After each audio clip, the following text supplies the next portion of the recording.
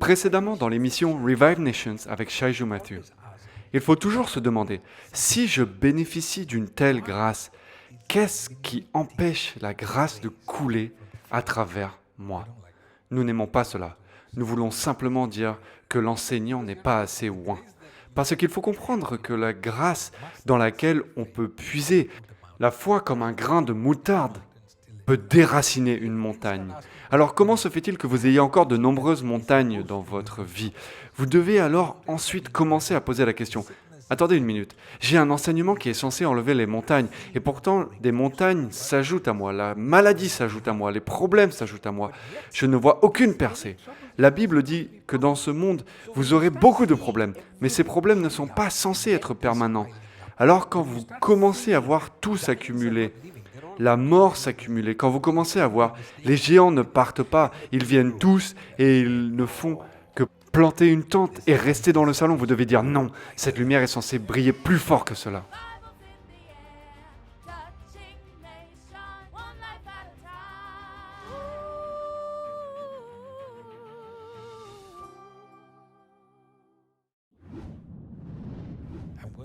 Je vais être très réaliste avec vous, très réaliste. Peu importe à quel point vous êtes oint, il n'y a personne qui soit oint à ce point et qui ne passe pas par la vallée de l'ombre de la mort. Personne. Non, non, absolument. Si quelqu'un prétend que dans son ministère, il a tellement de victoires qu'il n'a aucun problème, j'ai besoin de leurs détails. J'ai dit que j'allais vous donner des informations pratiques, n'est-ce pas?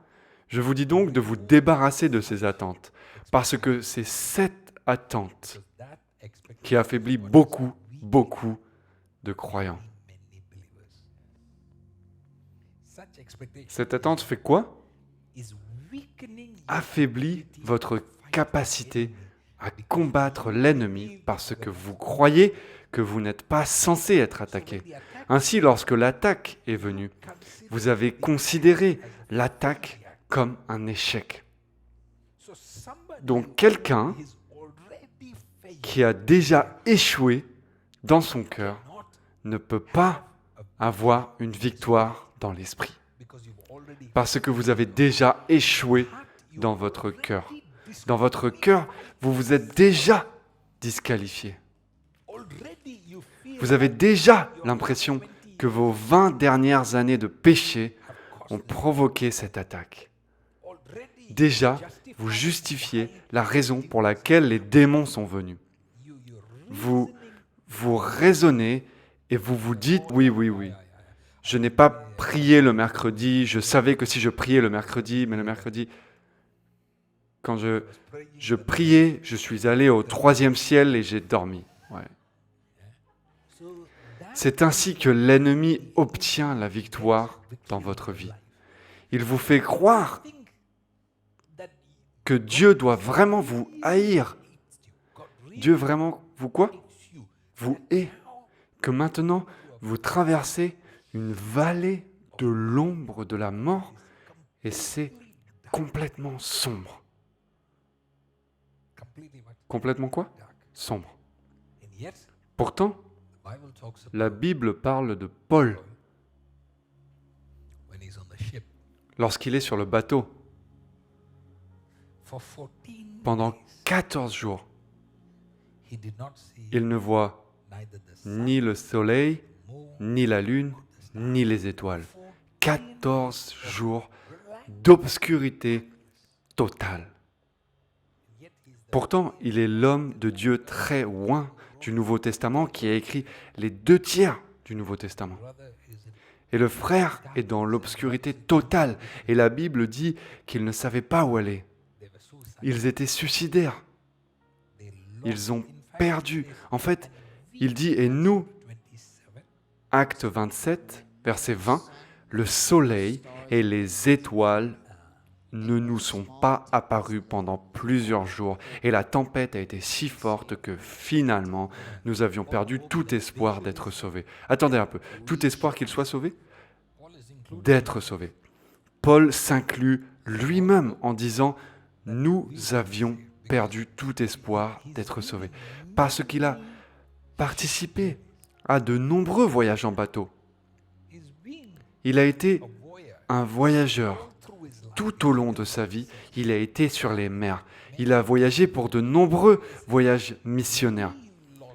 Il dit donc que nous avions perdu tout espoir. Et il y a une différence entre vous qui perdez l'espoir et Paul qui perd espoir. Ok? Et il dit quoi? Nous avions perdu tout espoir d'être sauvés. Nous avions perdu.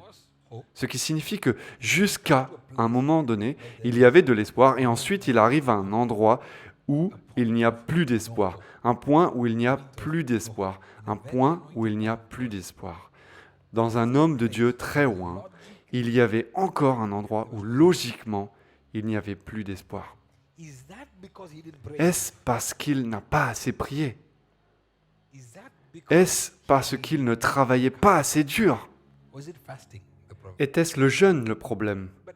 Mais combien de fois, lorsque vous arrivez à un endroit où le médecin dit qu'il n'y a plus d'espoir, et vous vous dites « non, non, non, non, non, peut-être que ce médecin peut m'aider », et vous allez voir le médecin suivant, celui-ci vous dit qu'il n'y a plus d'espoir, dans tous les domaines, les défis vous accaparent, et vous vous sentez désespéré dans votre vie.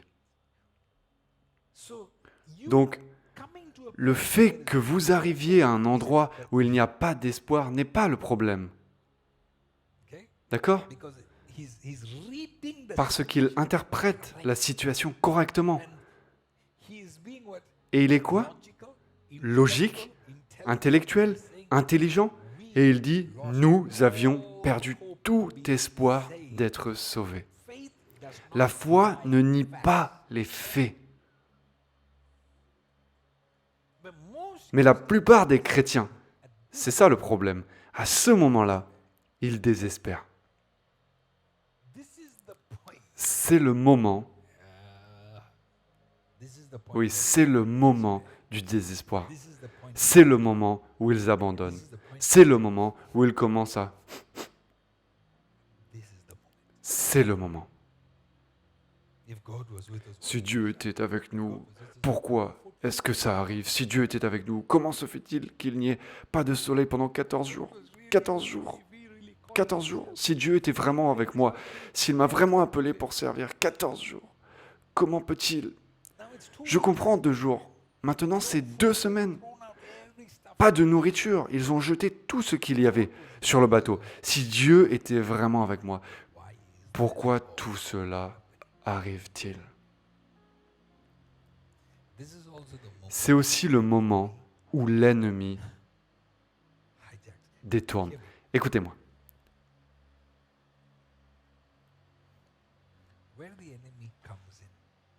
L'ennemi n'intervient pas lorsque vous avez des problèmes. Là où l'ennemi entre en scène, c'est quand votre cœur a failli.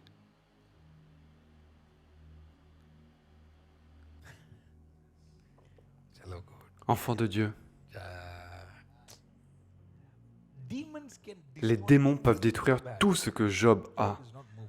Job n'est pas ému, parce que cela ne veut pas dire que les démons ont gagné. Là où la victoire se produit, je vais vous montrer l'endroit. Quand sa femme vient et dit « Pourquoi tiens-tu encore ?» Maudit Dieu et meurt. Cette fraction de seconde est le moment où Job échoue. Cette seconde où il écoute sa femme qui parle de manière insensée. J'aime sa réponse. Il a dit « Tu parles comme une folle ». C'est une façon d'insulter quelqu'un. Il ne l'a pas traité de folle. Tu parles comme une folle. Demain, quand elle se mettra en colère, je pourrais dire « Je ne t'ai pas traité de folle, j'ai dit comme une folle ». Un moment de faiblesse, ma sœur. Vous êtes une femme très sage. Les maris prennent des notes maintenant. Vous suivez ce que je dis? Parce que le moment de l'échec n'est pas quand les enfants ont péri, n'est pas quand tout a été volé. Parce que dans cette vie, vous aurez des épreuves. Mais celui qui a vaincu le monde vit en vous. Tant que vous n'êtes pas conquis, ce n'est pas fini. Ce n'est fini que lorsque vous dites que c'est fini. Enfant de Dieu, ce n'est fini que lorsque le Dieu en vous dit que c'est fini. Et jusqu'à ce que vous soyez debout, le diable sera mis en fuite au nom de Jésus. Parce qu'au milieu de l'obscurité totale, Paul a tourné ses yeux vers le ciel. Il a regardé profondément et il a découvert qu'il y avait un messager du ciel qui avait été envoyé pour l'aider. Réalisez-vous, il était sur un bateau rempli de gens. Et si l'ange était censé lui apparaître physiquement, tout le monde dans le monde physique est censé l'avoir vu. Cela signifie que ce qui lui est apparu ne lui est pas apparu dans le monde physique. Cela lui est apparu dans l'esprit. Son esprit a été témoin de quelque chose que personne d'autre n'a pu voir. Ses oreilles spirituelles ont entendu une conversation ou ont eu une conversation avec l'esprit, pas sa bouche physique, pas son oreille physique. Ce Dieu qui parle juste derrière vos oreilles.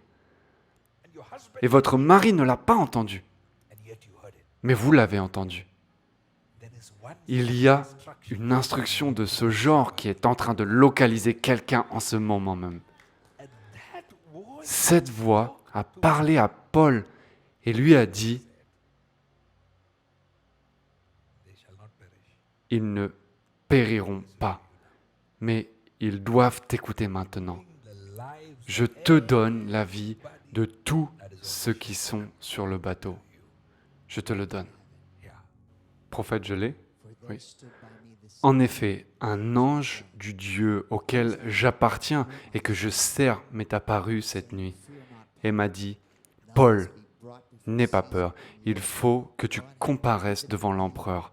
Et voici que Dieu t'accorde la vie de tous ceux qui naviguent avec toi. C'est pourquoi, mes amis, prenez courage. J'ai confiance en Dieu. Tout se passera comme cela m'a été dit. Tous ceux qui naviguent avec toi seront sauvés. » Ce qui signifie qu'à partir du moment où ils choisissent de ne pas naviguer avec toi,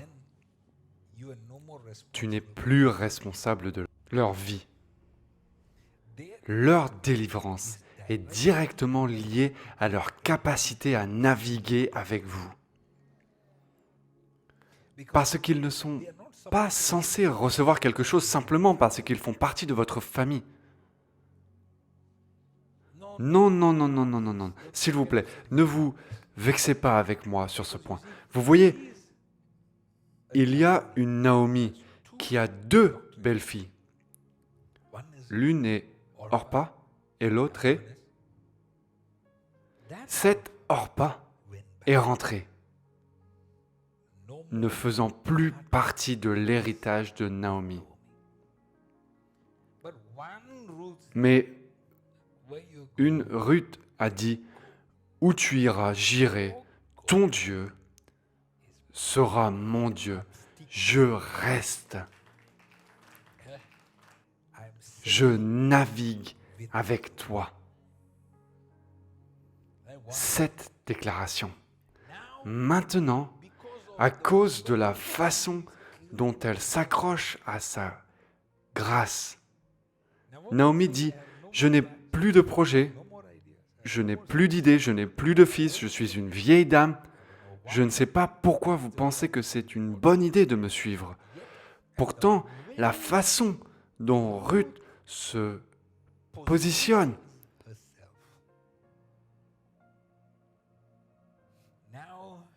maintenant, vous allez voir, Naomi va devoir vous montrer quelques trucs que vous pensiez qu'elle était trop vieille pour les avoir. Vous pensiez que c'était la vieille femme, plus de fils, mais elle a une façon de faire naître. Il y a un moyen de les représenter. Je ne sais pas si vous vous souvenez, la semaine dernière, je vous enseignais comment Dieu met la gloire dans un vase d'argile. Si cela ne tenait qu'à vous, vous auriez préféré un homme de Dieu qui ne porte pas de rose. Les gens regarderont Paul et diront ce frère de 3 pieds et demi. En fait, 4 pieds, mais il était bossu, le faisant 3 pieds et demi. Chauve, pas de charisme, sa voix n'était pas profonde. À tel point que lorsqu'il parlait, il avait une voix tellement fragile que les gens s'endormaient, tombaient, se cassaient le cou. Pourtant, l'ange du Seigneur dit « J'ai caché un trésor dans cet homme de Dieu de 4 pieds et demi de haut.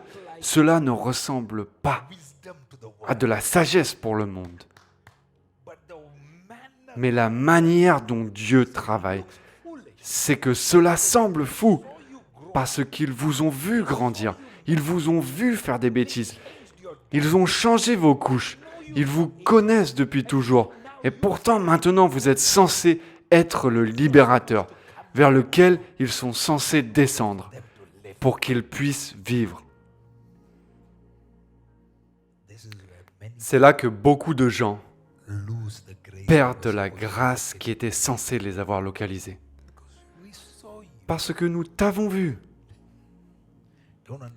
Ne sous-estimez pas la grâce qui est sur votre vie. À cause de vous, les gens qui sont sur le bateau,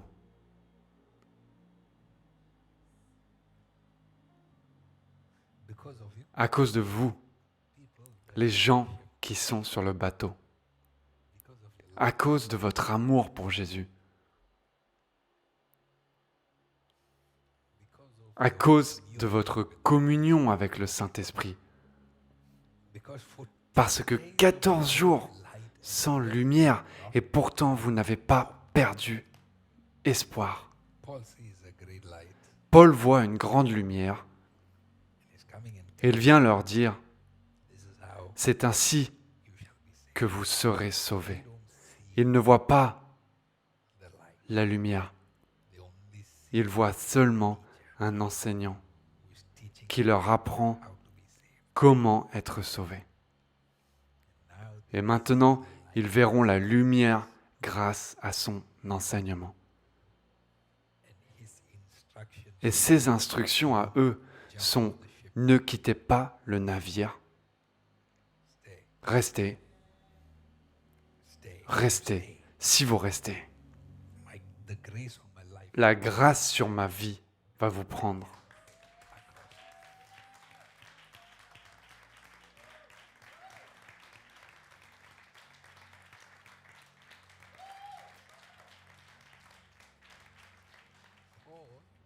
Paul est sur un navire romain.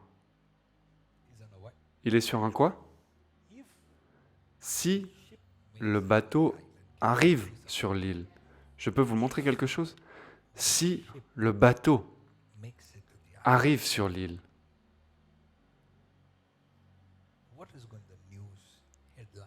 quels seront les titres des journaux?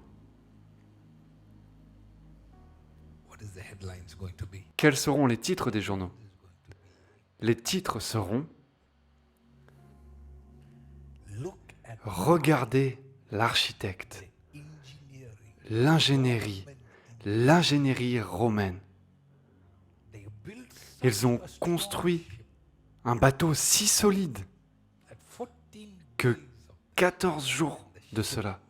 Et le bateau a atteint l'île. Dieu dit, je ne peux pas permettre à des païens de s'attribuer la gloire de votre arrivée en toute sécurité.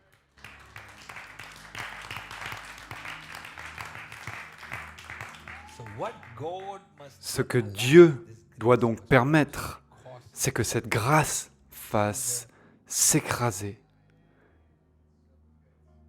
ces idoles d'argent, fasse s'écraser ce navire romain. Juste au moment où il sera proche de l'île, il fera naufrage. Et à ce moment-là, dites-leur de ne pas perdre espoir. À ce moment, quoi? Oui, car les voies de Dieu ne sont pas les nôtres. Prophète gelé, oui. Actes chapitre 27, verset 41. Mais ils sont tombés sur un banc de sable où ils ont fait échouer le bateau. L'avant du bateau s'y est enfoncé et a été immobilisé, tandis que l'arrière se brisait sous la violence des vagues. Continuez. Les soldats étaient d'avis de tuer les prisonniers de peur que l'un d'eux ne s'échappe à la nage. Mais l'officier, qui voulait sauver Paul, les a empêchés de mettre ce projet à exécution. Il a ordonné à ceux qui savaient nager de se jeter les premiers à l'eau pour gagner la terre, et aux autres de s'agripper à des planches ou à des débris du bateau. C'est ainsi que tous sont parvenus sains et saufs à terre.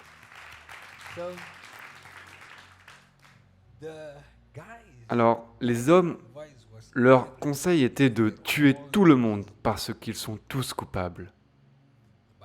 La Bible dit, par un seul homme, nous sommes tous devenus pécheurs. Alors combien plus par un seul homme la justice peut maintenant être rendue disponible?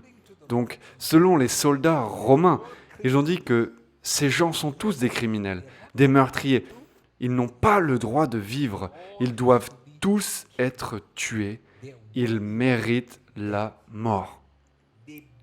Ils ont décrété la peine de mort. Mais il y avait un homme de Dieu au milieu d'eux. Certains d'entre vous ont été condamnés à mourir. Mais par la grâce, nous déclarons sur vous, vous ne mourrez pas. Il dit, nous ne voulons pas que quelqu'un s'échappe. Nous ne voulons pas, quoi?